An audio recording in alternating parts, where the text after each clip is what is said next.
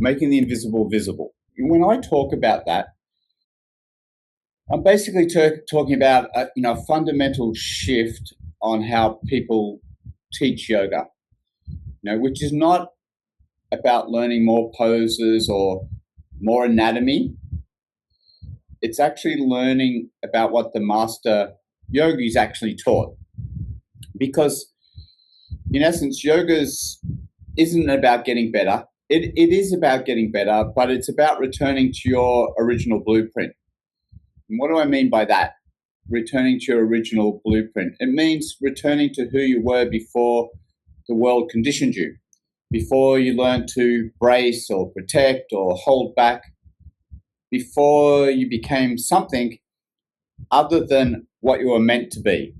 Right? When you're in your flow state, when you're in complete alignment. And really that process is a process of subtraction. It's about removing what's in the way. And a lot of times when we're teaching, we're thinking about how do we add on? What can I do? And in a lot of ways, then that becomes entertainment. Like I saw just recently on Instagram, there was a hook, someone selling a product, and their hook at the top was the number one way I don't get bored with yoga. And this person has a lot of following, but essentially it's about teaching choreographed sequences. And this is where we're at the moment. And a lot of people fall into that because they don't really know what else to do. If you're primarily taught in a 200-hour training how to teach a physical class, that's most of us, let's be honest. And then it's saturated. Well, how do you stand out? You've got to make your 200-hour, your physical class more interesting. So I get it. I get why people get drawn to that. But then it becomes about entertainment. And even the anatomy, right? The yogis never talked about anatomy, yet the biggest component of a 200-hour training is anatomy. Interesting. The yogis were looking at the body different. So if we look at making the invisible visible, when you look at a body, you want to look at the posture, you want to look at the tension, look at the symptoms, look at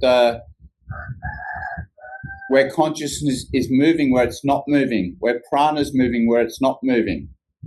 Like in your energy, being able to look and see someone and see where they're at in their nervous system, like their breath, their vitality, because it's all conditioned in. Because all it is, and then if we look at the mind, right, the patterns you pay attention to or the stories you believe. Now those stories drive everything else. And that's why the yogis always say, get to the mind, get to the mind, get to the mind. Right? Because that's driving everything. And then it just shows up as patterns. So when you look at your stories, it's a fragment of what's possible. And that story is representing a frequency, a pattern. And so what it does is it resonates with everything else at that particular frequency. And that's why you just draw in a life that reinforces what you believe. The true yoga is saying, well, let's pattern interrupt, right? That's the best way to say pattern interrupt. Let's pattern interrupt.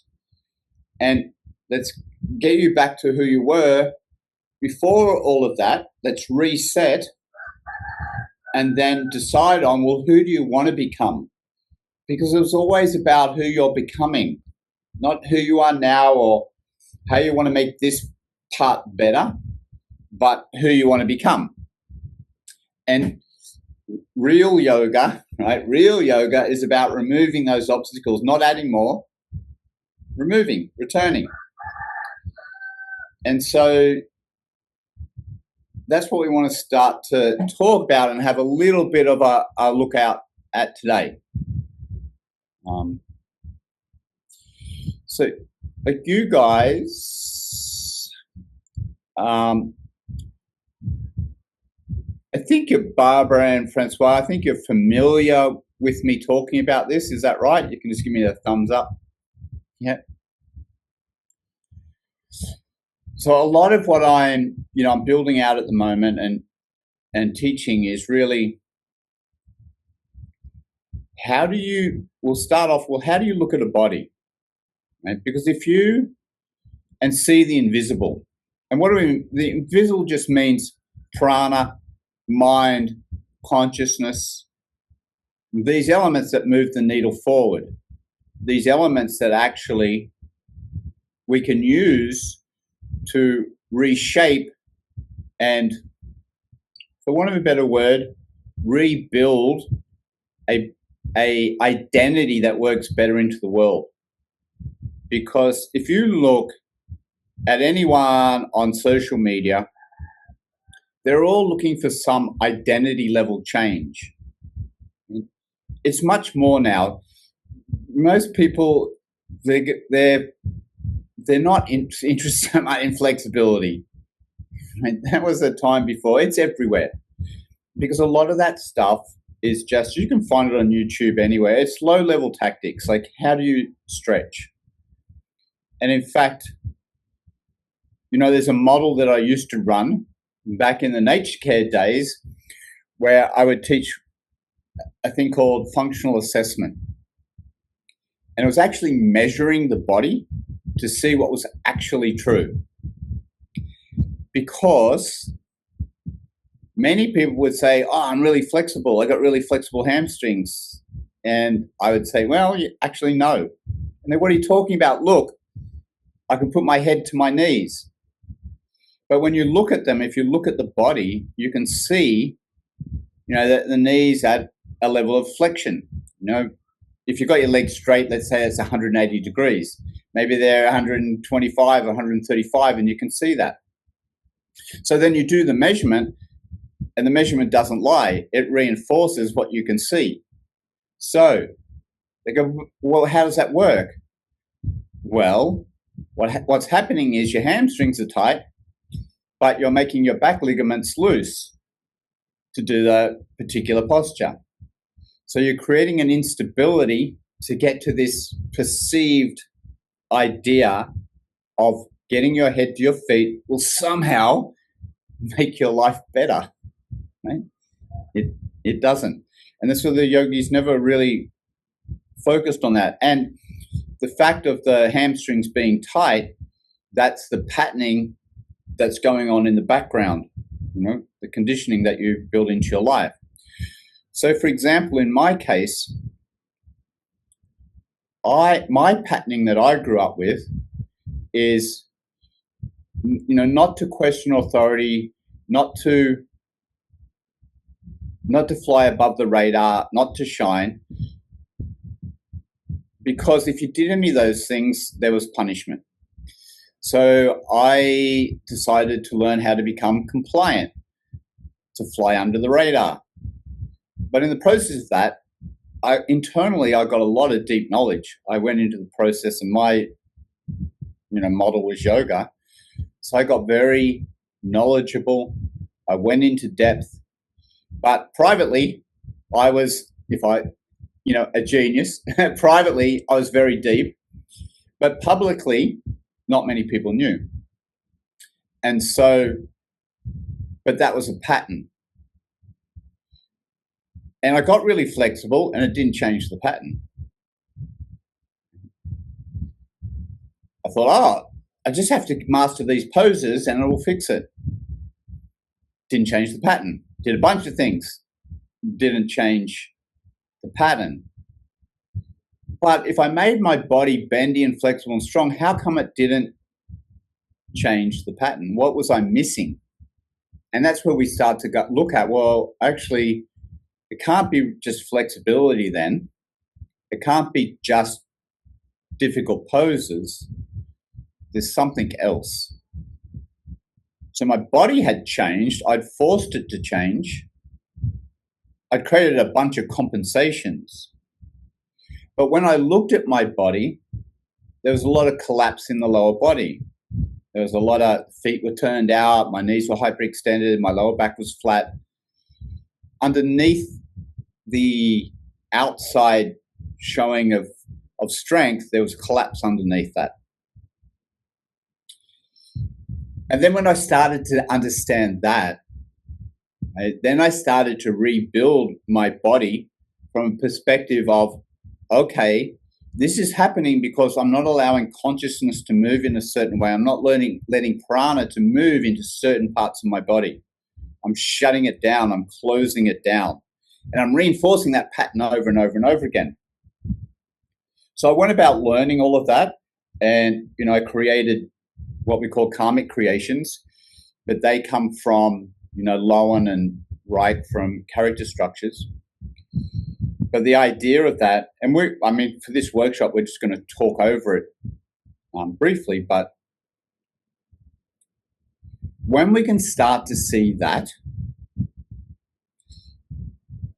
and here's the thing, when you start to see it, you can't unsee it. You start to see it everywhere. And that changes everything on the level of the physical practice. Okay? It differentiates you. And this is a segue because part of what I'm doing is also, how do you get successful? How do you stand out in the current market?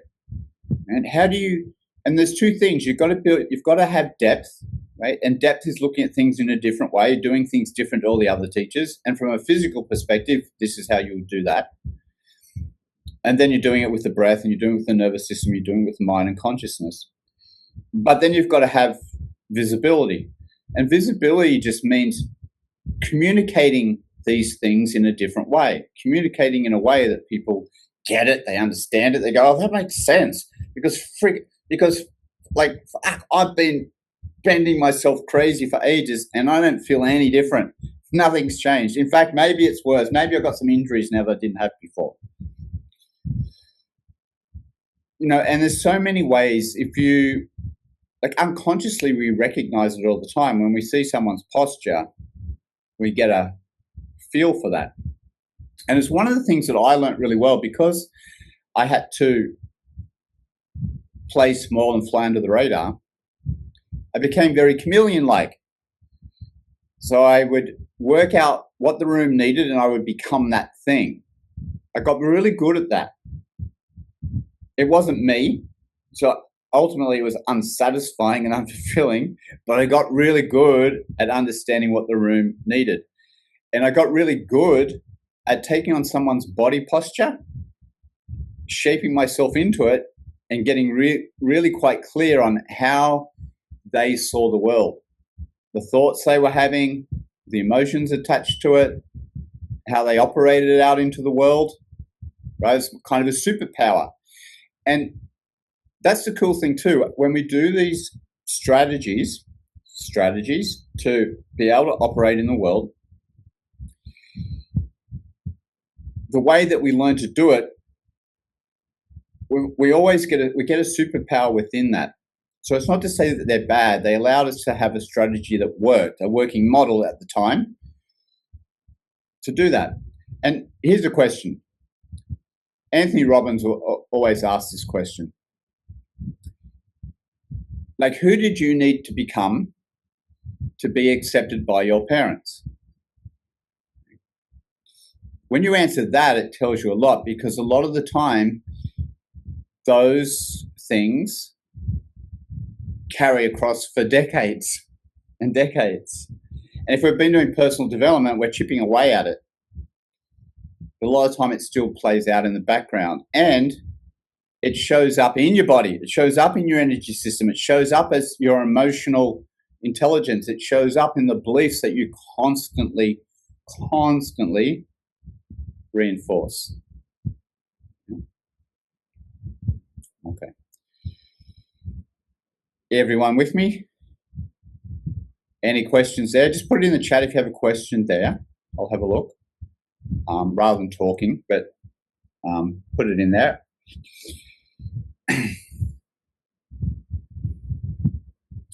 And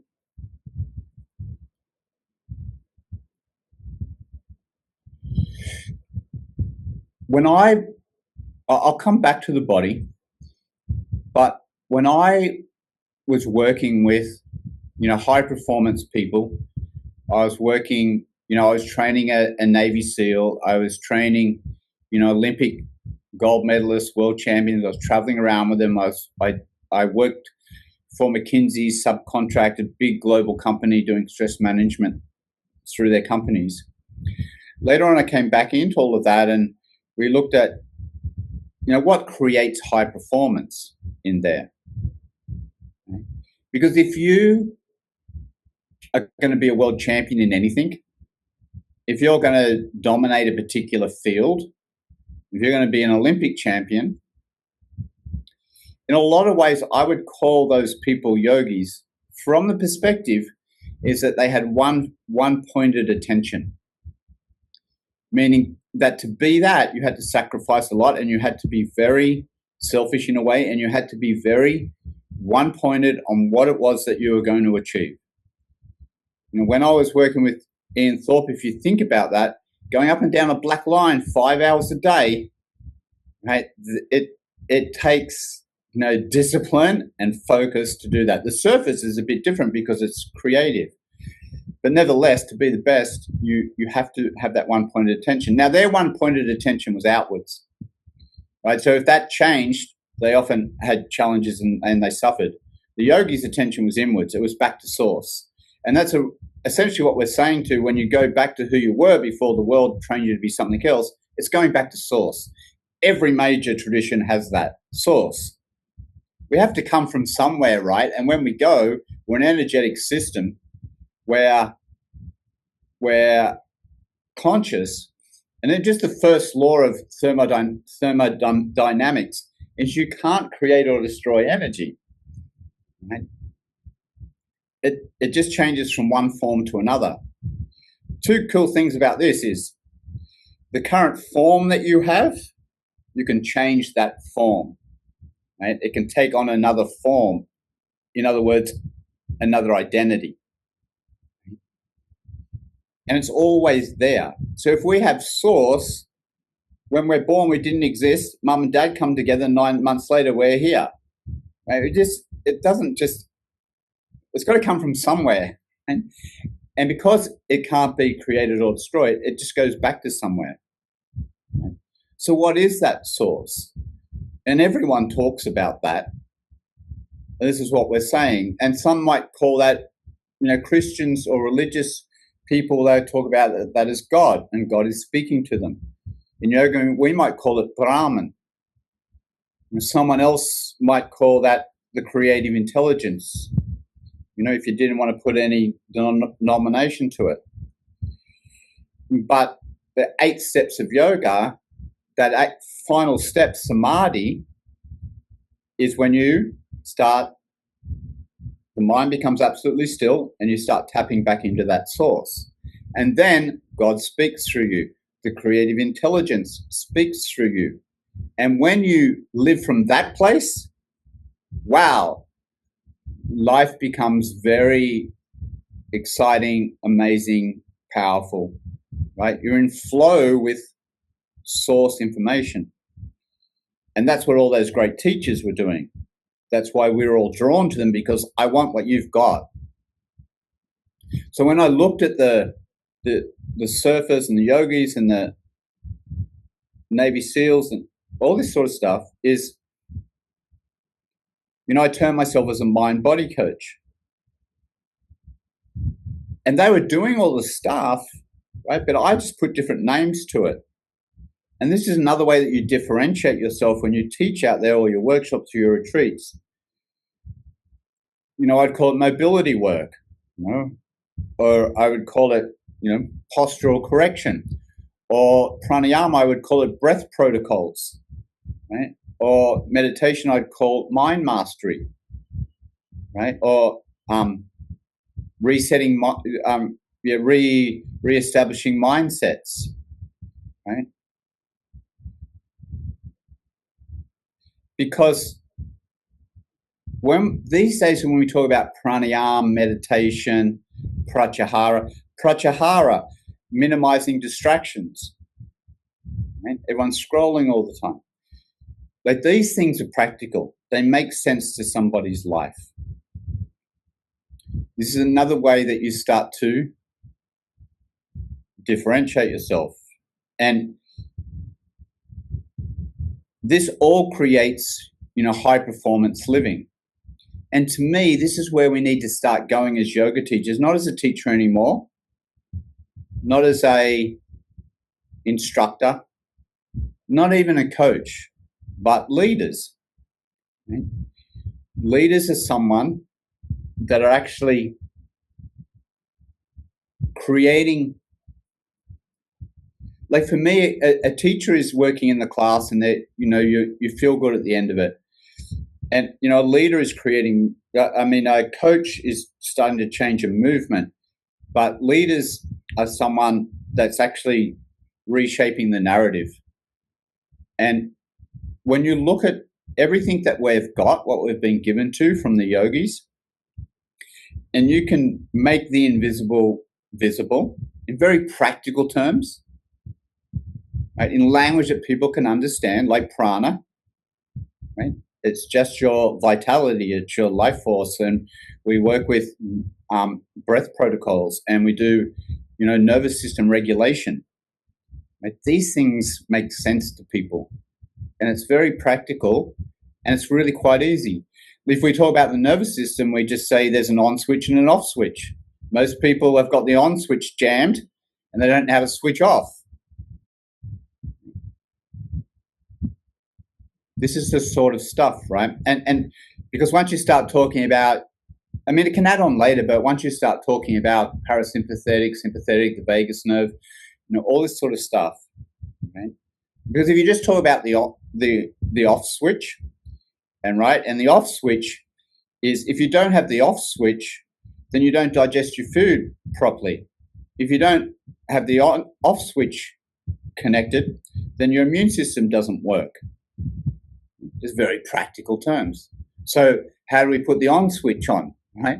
We work more with the exhale. We work more with rest sleep cycles. We work more with spending time in silence every day. We work with, putting a portion of our day connecting into nature, barefoot on the ground. All of these things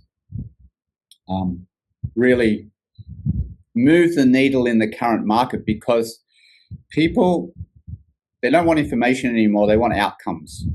I want the outcome, because the information is just, I've talked about this with me. It was challenging for me, because that's what people came to me. That's how I got attention. But now being good is just, entry level, because you can do that with AI. So what is the life that I'm living? People want to see that embodied, and then also what are the strategies I can do? And all you need to do is talk about the strategies, because the low-level tactics, like on how to do a practice, you don't really need to teach that, because just go to YouTube, or you can even specifically say someone on YouTube and go and do here's the practice instructions, right? They're just tactics now. But what's the high-level strategy to do identity level change? And then the key is all the part of the iceberg that's beneath the surface, all the invisible stuff. But the invisible stuff, you simply talk about it in very practical terms. And, the way that I teach it, I take all the jargon out, all the, mysticism, all of the esoteric stuff. We all breathe, and we all have a nervous system. We're all thinking, and everything is inside. So if we go to the deeper level, and let's say you stand in front of the mirror, and you're looking at the mirror, and you just stand there silently looking at the mirror, you'll start to notice there's a conversation happening, right? Whatever that conversation is, about how you view yourself in the mirror. Where is that conversation coming from? Right? It's not outside, right? It's coming from inside. And when you get insights and inspiration beyond the thinking, where's that come from? It doesn't come from outside you, it comes from inside. Like what you're searching is not outside you, it's inside. Right? The simple way to say that there's a witness sitting in the background. There is a source consciousness that sits in the background, watching you have experiences. Right? And then you've simply got a body because you need a vehicle to have those experiences. But you want to have a vehicle that's just been for a checkup and been tuned up and it's working well. Right? And then you want premium fuel. You want a premium fuel source so that you can run it. And then you can bring it back to diet. Right? Diet, okay? You're putting in crap fuel. What do you expect is going to happen? And then you're staying up till 2 a.m. every night. Right? Sitting on a computer with EMFs going on all the time. What do you think is going to happen? Right? And you've constantly got the on switch going for years. What do you think is going to happen? Right? And you've got anger patterns going on for decades. Of course you've got inflammation. Of course you've got colitis. Of course you've got arthritis. It's easy. But sometimes we think, it's just happening to me. But this is as Sadhguru would say, is the most sophisticated piece of machinery on the planet. We just didn't come with a manual. So we're just trying our best with no instructions. But actually the yoga text is the instruction manual. That's what they are. That's how I use them. I use the Yoga Sutras primarily as a life coaching manual on how to do that, and then just bring it into practical terms. I'm just going to see if there's any questions in the chat while I do that. Okay. This is very helpful. Again, lately I was thinking to make this more understandable using other words. Barbara. Barbara, you can unmute yourself. Tell, what words were you thinking to use? I was talking morning again. At least for me, it's morning. I was talking in a course about the nervous system, and then I was thinking, how could I make this more understandable? Because I became aware that at one point we're just using the things we learned in our yoga language, in our coaching language, and it needed some time to become really aware that I wanted to find other words, and I found it really difficult because I was also in my bubble where I understand what I'm talking about. But then I thought, will other people understand? Therefore, I wanted to appreciate what you were now saying. And was I couldn't find those words. It was really difficult for me. And now when I'm listening to you, I said, oh, wow, this is amazing. And it's so much more approachable. Therefore, I wanted to say thank you. Okay. Well, let's come back to your words. So let me give you a little exercise. So let's come back to your words. So what I'd like you to do, because, again, you don't have to do this, but this is where the industry is going. And the industry is going in a place where you are using the system. You've got a science, right? And you're ahead of most people when you've got a system to use.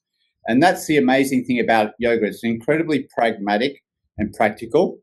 And it says, you've got a body, here's some stuff. You've got a mind, here's some stuff. You've got an energy system, here's some stuff to do. But the idea is you just have to break it down into everyday terms. But you've got this system. It's showing you what to do to get back to your best version, all the people you're working with.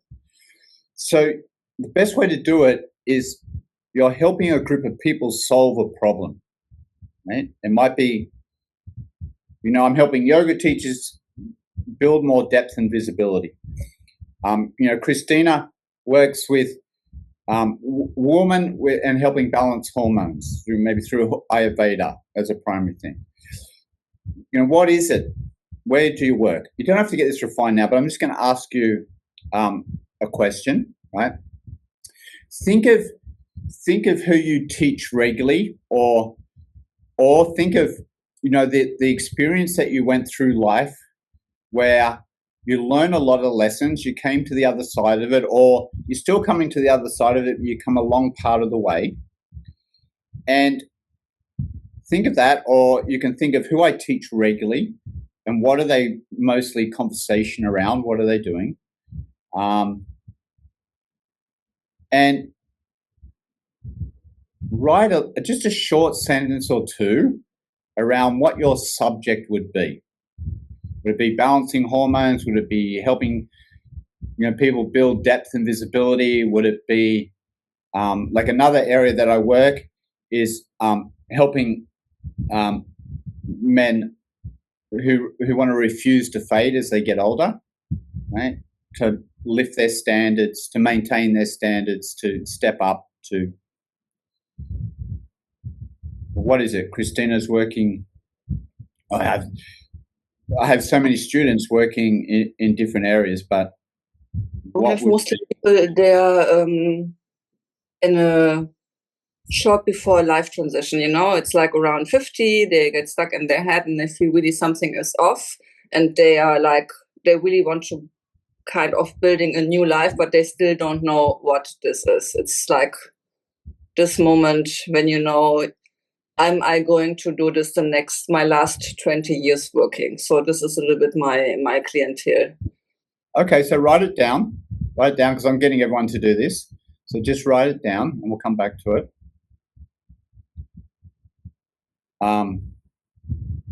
So the next question is, when you observe them, those people, when they're not trying to do it right, and maybe you haven't noticed, but how do they stand? How do they walk? How do they hold themselves naturally? Because this is the expression of the conditioning.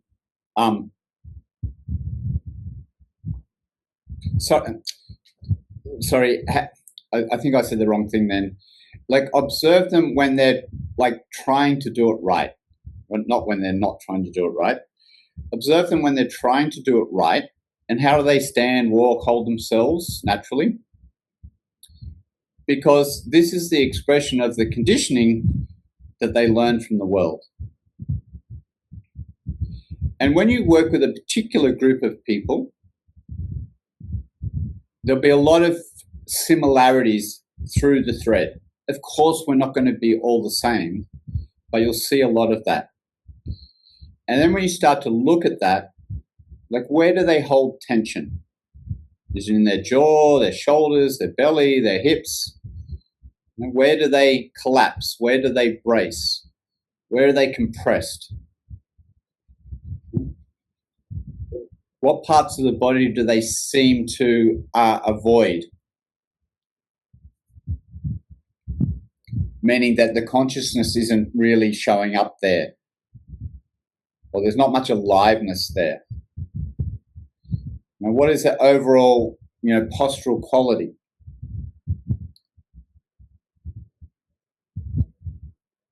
So just think about that in a moment. We'll give you a little bit, but you can go back to it.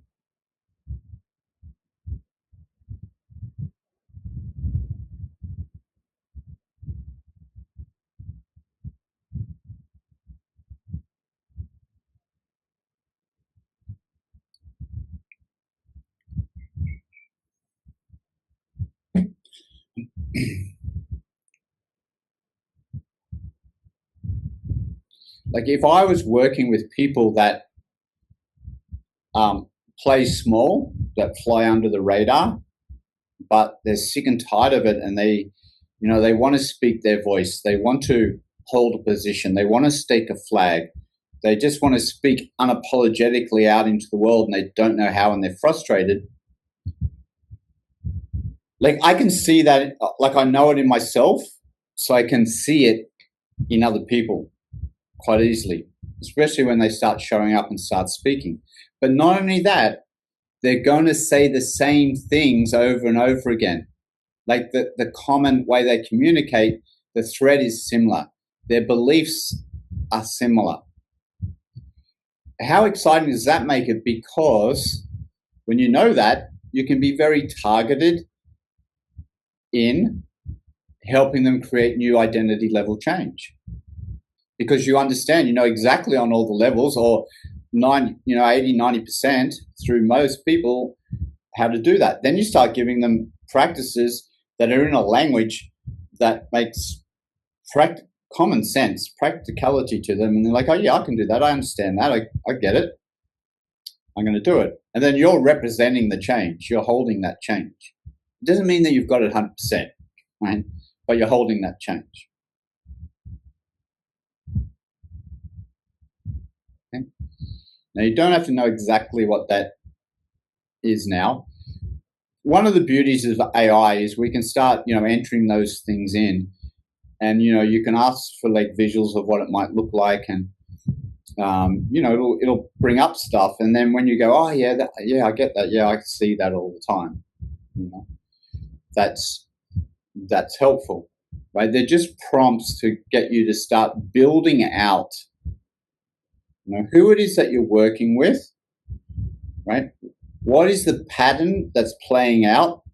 What's the common thread that's playing out? How does it show up as a body? How does it show up as an energy system? And how does it show up as a mind, right? Now, then the mirror is, then how does it show up in the way that they relate to the world? And those things will be pretty common. Now, yes, Francois?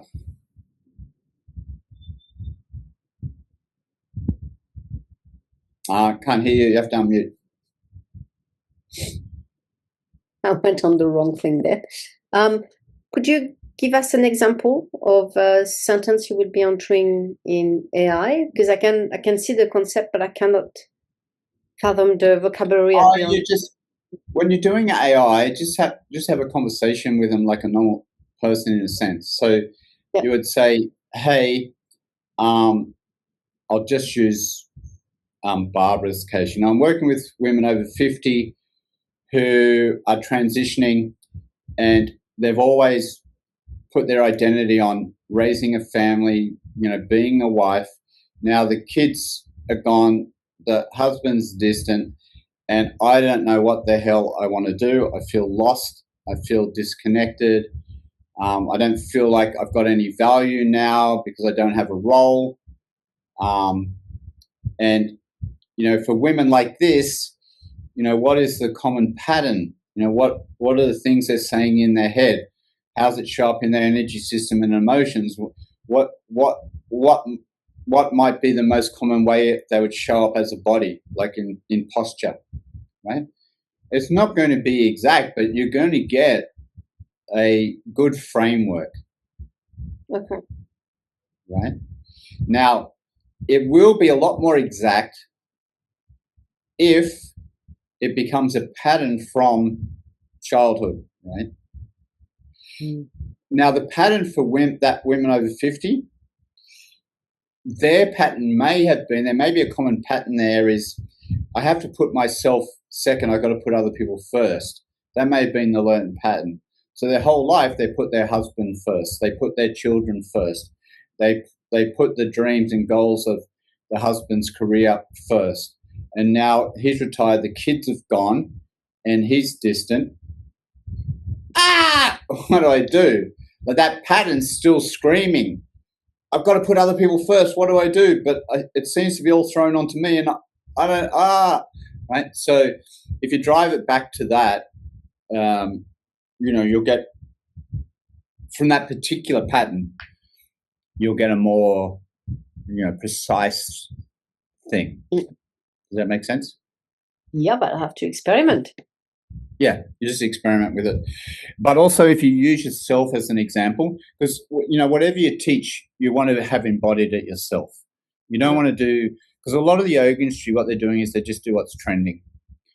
And then they go out and teach stuff and they have no embodiment in it, And again, we've used this example of breath journeys. They do a weekend workshop and then they start teaching hyperventilation breathing, but they don't have any embodiment of that particular, what that's about and what it does to people. Because, for any person that maybe feels like they get a benefit of it, other people get harmed. It's the same. I mean, the whole idea of people popping off, like and going into catharsis, is because they're and this is another way that we talk about in practical terms. If someone asks me about that, I'll say, you have an energy system that is able to contain a certain amount of you, right? It allows you to show up at a certain level. There's a ceiling to it. But if you build the energy beyond that container, you haven't got the capacity to hold it. So then it's just going to, and if you're not releasing it consciously, it can't, energy, if it's not flowing, plant medicine, a lot of people are drawn to that because they hear about it and, they get the idea they want to see beyond the veil. And it can be super useful. It's in the Yoga Sutras. It's one of the 4 ways you can see beyond the veil. Medicinal plants. But for, many people that get benefit out of it, a bunch of people get harmed because they haven't got the container to hold what they see. And so then they have psychotic episodes. And this is the science in yoga, the moon, sun, fire science of yoga, which basically goes along, first of all, right, purify your system. And these are practical ways that we would work as well, right? Purify your system. Because if your system is full of impurities or obstructions or acidity or, just mud, then it's not going to function very well, right? You're just going to circulate that around the system. So purify the system, then strengthen it. The strengthening is primarily the asana side of things. But then the moon comes in and it says, okay, before we do anything, we need to stabilize the mind. We need to stabilize the mind so that when the mind is still, we can start to see what are the patterns that are driving me. What are the patterns that are behind how I operate into the world? And then I start setting aside what doesn't serve me any longer. And also I get better and better at stabilizing my mind because I'm doing regular periods of stillness every day. From there, you want to regulate your nervous system, right? That's balancing on and off switch, right? We need the on switch at certain times of the day and we need the off switch. So once that's stabilized and the mind and regulated, then, only then, do we start building prana. Okay? Because when we come into the sun, it's about building prana, and building prana means we're expanding our perception, right? Which is what those plant medicines do. They expand perception. But yoga says you have to do it systematically. And if your body's full of impurities, if it's full of distorted mind patterns, and especially if they're low frequency stuff or heavy density mind patterns, if you then expand your capacity, but you don't have a container to hold it, it doesn't only just shine the light on the good bits, it'll shine the light on all the shadow bits that you hide away from. And if you're not ready to face those, then there's the problems that we're talking about. So it's saying, okay, stabilize, regulate, then you can start to build, right? But the problem in modern yoga and what a lot of people just do in their life is they do the stimulating stuff. So in yoga, we get attracted to power yoga and strong vinyasa, which is stimulating practices. And what most people need is more yin stuff, but they avoid that because it doesn't fit into their patterning. But actually, we got to do it, because if you go in one direction all the time, the other direction will come to counterbalance. So if you're just doing stimulating, you burn out, right? Or you get sick or something happens and you're forced to rest, right? Whatever we try and resist, it's going to persist, right? It's going to show up to balance out. Aside from that, then you're doing that. And then the last stage that's the fire element, where you are illuminating, where you are tapping into source, you're tapping into the creative intelligent field, right? And you are living that. You are becoming, you are, in a sense, you're starting to merge with the field. Eventually, yoga is to yoke with the field, right? But you're starting to merge with the field. What does that mean? It means that you are more inclusive, less exclusive. You more respond to life than react to life. You see from the mountaintop rather than in the village. You start to see patterns, right? Observable patterns rather than be in the pattern. You start to communicate in a way that's simply observation of facts rather than calling out a particular, your version of the world, your identification with the world, right? That's illumination. And so you are expanding to include more and more. But when we're just in our identity, we narrow down and contract. But yoga is about expansion. And expansion means getting rid of everything that I'm not and expanding. And what expansion means is you start to care. You care about more. And when you care about something, then that becomes the expansion, and the caring is an expression of love. So it always ends up in love. If you care about something, then you want it to, and you love something, then you want it to expand. If you love your partner, you want them to expand. You want them to be better. You want them to grow. If you care about your job, you want it to expand. You want it to grow.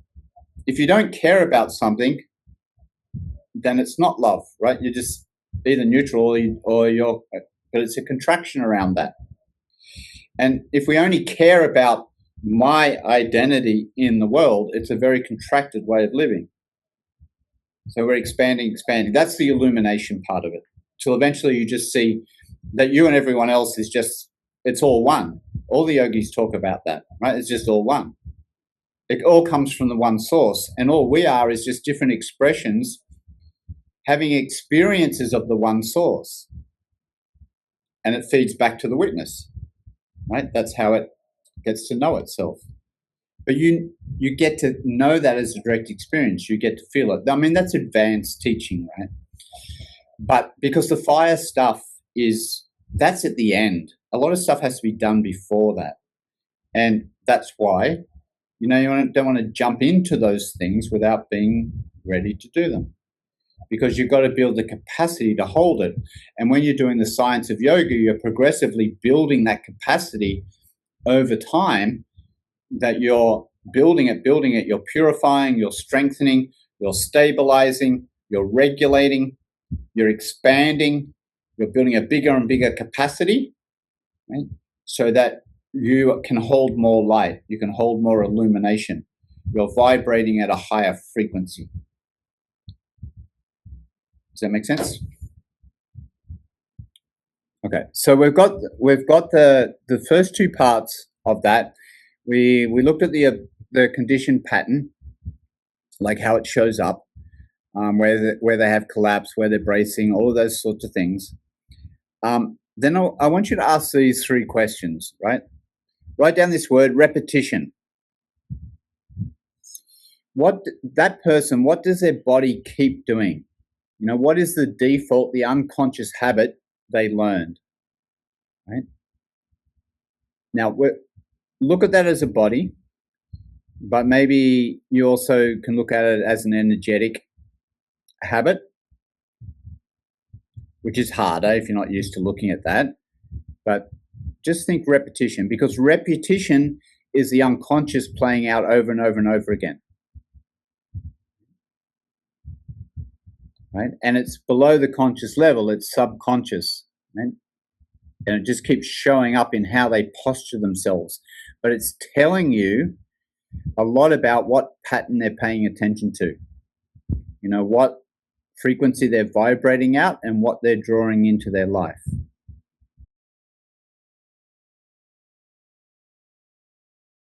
So, and then, what is it? Number two, the word you write down is compensation. What is it they're protecting or avoiding? What is it that the world taught them to guard?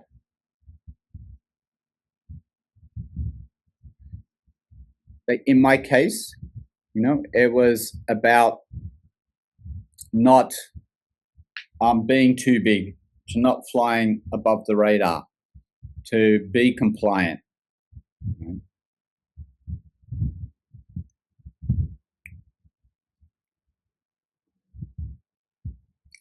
And of course, the very thing that they're learning they're protected is the thing they need to learn to do. So in my case, I got to learn to fly above the radar. Got to learn to trust my own understanding, intuition, insight, and taking that and communicating it unapologetically.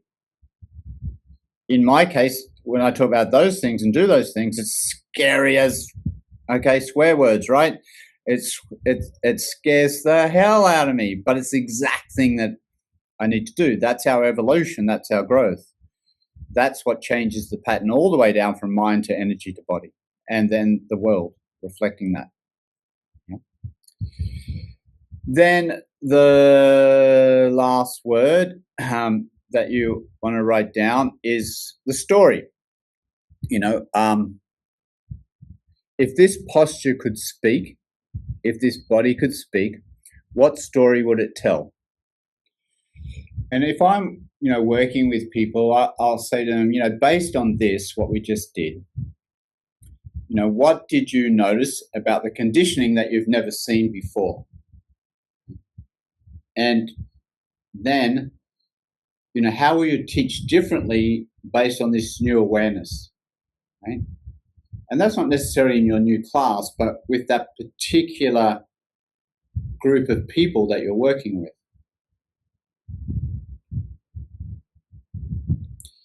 And then you would have statements like, instead of correcting their alignment, I will fill out the blank.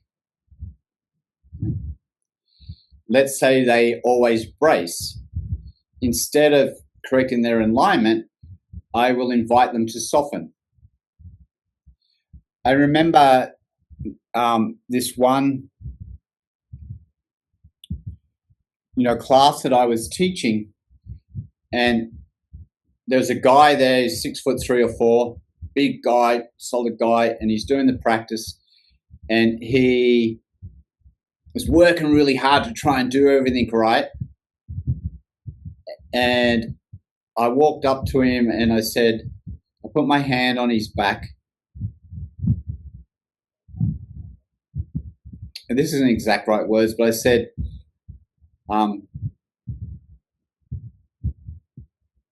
it's okay not to try so hard, it'll all be okay. And then I walk up the front of the car, turn around, he's on the ground sobbing. Right? So that is way more powerful and life-changing than any figure. Walk up to him and go, you've got to rotate your shoulder, an internal rotation more on your shoulder, and you've got to get that hip down lower, right? And put more energy through your toe. Yeah. Because I could just observe the pattern that was happening in him. Because I could see that pattern in myself, trying hard, trying to get it right. Yeah. So that's kind of where I want to leave it today. It's just like to touch into that. And if I leave it, there's 5 main ways that people, their bodies will reflect that. And we have different names for them. And we have nice names. The character structures don't have nice names. But the first one is the creative. We call it creative. And that person has had a lot of difficulty and trauma and challenge in their life. So energetically, they split off. And that body you'll see is quite a thin body. They're kind of dysregulated around their joints. And energetically, they stay outside of the body. So what changes for them is to get them energetically back in the body. And to get someone back energetically in the body, you have to be very patient. You have to be kind. You've got to be patient. So come on, you're not getting this right. Do it properly. Right? The worst thing, they'll just split off more. Right? And I'm just doing this very nutshell. Right? The second one is the lover, and basically they go into collapse because they were always taught that they weren't enough, or if they got too big, they had to tone it down. So then they emptied themselves out. And so you'll see a lot of collapse in the lower body. And what happens is these first two are kind of underfunded energetically. And this is the home of addictions when people have this pattern. Now, remember, we have all of these. We just have we tend to have a default under stress or high stress that we'll default back to. But we all feel scared sometimes. But if it's not your primary pattern, you get scared, you contract, and then once the threat goes away, you come back out again. But when it's your primary pattern, then you're stuck in that. And the same, we all collapse sometime. It's all a bit hard and we collapse, but we pick ourselves up and we get back on with it. But if it's your pattern, you kind of just tend to default there. So it's the home of addictions, and we use addictions to empty out the energetic system. Take your pick. Chocolate cake, drugs, alcohol, cigarettes, arguments, over-exercise, over-sex, porn, whatever it is. People will just empty themselves out, right? And because as soon as you build, right, when someone comes back energetically into their body in the first structure, right, they had traumatic upbringing. So the first thing they start to feel is fear, right? Fear all the way to terror. And then they avoid that at all costs, so you've got to be very patient. The person that was never good enough, they felt anger and rage. And so once you start building the energetic container, that's what starts coming out. So you've got to reintegrate these energies back into the body, into the system. And then the third one is the charismatic. And the charismatic is the same as the lover, but they don't acknowledge it and they rise up above it. So they rise up above their diaphragm and they kind of balloon out, right? So that typical businessman where you see the big balloon chest and little chicken legs, right? They're just big up the top. And so these people still feel like they're not enough, but they do it in two ways. Either they get what they want out of a relationship in a secondary way by one, being seductive, and number two, dominating the relationship. So that's the businessman with the big balloon chest. They kind of dominate the relationship, or you can do it by, like me, being chameleon and finding out what people want and giving them that thing. That's kind of seductive.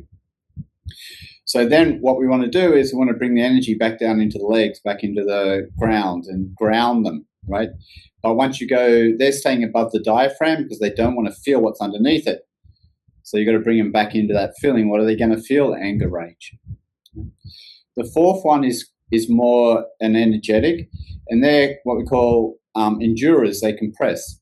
So energetically, they were supported through those first stages. They've got a big energy. They take that energy out into the world, and the world goes, wow, that's great. And then they take it out another time, and then the world goes, whoa, that's just too much. That's too full on. That's too sensual. That's too much. It's too much life. Tone it down. And then next time, whoa, tone it down. The next time, that's great. Next time, tone it down. So then they start to hesitate about taking it out. And then eventually the hesitation becomes more powerful than the expression. So then they start to hold that energy in. And the way that they do it is by locking that at the joints. And it's like tamping down earth. It just gets more and more compressed. So you'll see some people big energetically, and they're big ballooned muscles between the joints because there's so much energy held, but they're not eating a lot. They're not eating bad food. They're just bulky because of energy that's just compressed. So for that person, the main thing is you want the energy to express outwards, in fun ways, in energy and movement, to express their aliveness. And the last one, they're supported through a lot of the stages, but they go with all this aliveness and they're told, that's great, that's wonderful, I really like that, but you need to put that into your studies. You need to put that into your sport. You need to put that into looking after your brother and sister. So instead of it being into their creative expression, it goes into function. So, and you've just got in whatever it needs to happen, you just get on with the job. So they look good energetically, they're very proportioned, but they put their heart in a cage because vulnerability or softness represents to them weakness. So they brace. So in that person, you're learning to soften the armoring, softening the case, and come back into vulnerability and softness. So that's in a very nutshell. But you know, that's a big part of what I teach in you know, how I do. Well, I'm just going to put that model just into body coach and learning to see with new eyes, see the body with new eyes, and then being able to understand all of that and relate it to your particular audience, and then how to shape that in very common language that they can understand, and then how you position that and put it out into the world. Mark, what was the name of the last? Rigid. Rigid. Yeah. Okay. Yeah. So, any questions? Did you say you were going to have a bit more on that in Mind Body Coach, or? Yeah. So, because the industry's changed so much, right? So we're building it out a lot now, and basically we're going to run it. It could be 4 weeks, it could be 8 weeks, and that depends on how many days, but it could be 6 weeks, probably 6 weeks. And it's called the Yoga Coach Method. And so what we're doing in that is we're teaching yoga teachers how to build their depth and visibility, because at the moment you need both of those. To stand out, you need the depth. I think that's self-explanatory from what we're talking about today. But also you need visibility, because before COVID, like me, you've got the knowledge, you've got the depth, you've got the experience, and that got you attention. But now you've got to get the attention first. If you don't get attention, then you just become a hidden genius, right? Like best kept secret. And that's what's happening to many people. So you have to learn how to get the attention in the modern arena. And you can say it sucks or whatever, it's just how it is. So we're teaching teachers that want to be leaders, right? We're really just targeting down into those teachers that want to lead in the space.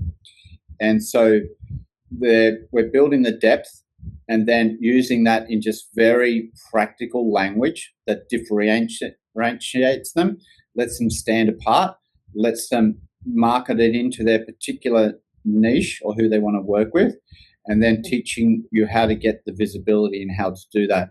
And really, it'll be like 3 sessions a week for that time, and we're just teaching you all of the frameworks on how to do that. And we've built AI into all of my programs now. So my programs, when I upload all my information, the AI is processing it. So now you can just ask a question on Body Coach, or you can ask about the rigid character and say, you know, what is the protocol to help someone move out of rigidity, and it will come up with the answer. And so, but the point of all of that is using all those tools so that we're just teaching high-level strategy. We're giving you all the frameworks to get out and do that and have the depth and have the visibility to go and do it. And then all the tactical stuff, like how do I do this on Instagram, right? You just go to YouTube and ask. And there's so many people that show you how to do those things. Yeah, and that is coming end of April. Yeah, we're building it all out with a team at the moment. It's gonna be very cool. It's gonna be really, yeah, we're excited about it because we've been sitting with it for a long time now on all the changes in the industry and how I can be useful within that space.